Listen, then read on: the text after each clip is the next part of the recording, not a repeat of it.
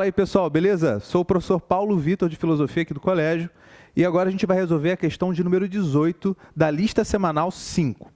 Bom, essa é uma questão que fala sobre o surgimento da filosofia e também fala sobre a perspectiva que o grego tem sobre a natureza e sobre a lei que ordena essa natureza.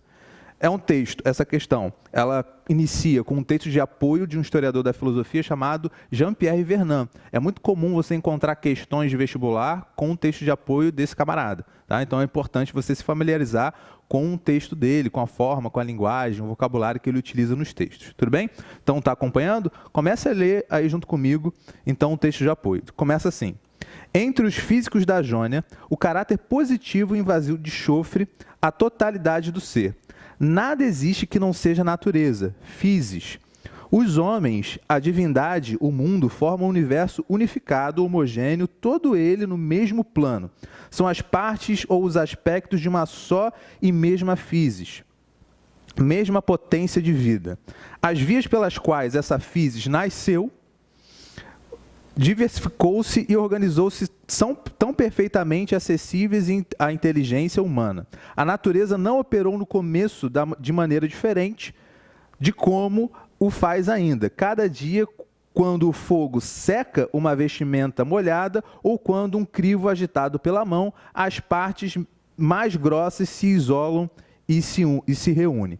Ou seja, o texto está basicamente dizendo o seguinte: as leis da natureza elas permanecem iguais, desde o seu início, do início da natureza até os dias de hoje. Por exemplo, se você pegar uma água e ferver essa água, se esquentar ela, o que vai acontecer com ela? Ela vai evaporar, porque o efeito que existe nos fenômenos da natureza são exatamente os mesmos, eles não mudam. E é isso que você vai ter que identificar no texto. Então vamos lá para o enunciado. Com base no texto, assinale a alternativa correta. A alternativa correta é aquela que diz assim, é a letra D de dado. O nascimento, a diversidade e a organização dos seres naturais tem uma explicação natural e esta pode ser compreendida racionalmente. Ou seja, tudo que existe na natureza está sendo ordenado e determinado por alguma lei natural e essa lei ela é imutável. E tem um detalhe que está no finalzinho da alternativa. Todas essas leis podem ser compreendidas racionalmente. Esse é um ponto-chave, porque se a gente parar para analisar outras alternativas erradas, a gente vai perceber que elas estão indo na direção contrária a isso.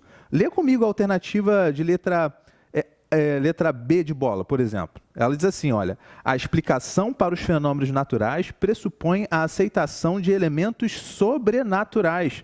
Se a gente está falando do início da filosofia, a gente está falando também que esses caras eles querem entender as leis da natureza a partir de elementos naturais, de elementos materiais, de elementos observáveis, e não de elementos sobrenaturais, como, por exemplo, narrativas mitológicas, tá? Então, esse tipo de coisa que você vai ter que estar prestando atenção para conseguir resolver essa questão adequadamente, tudo bem?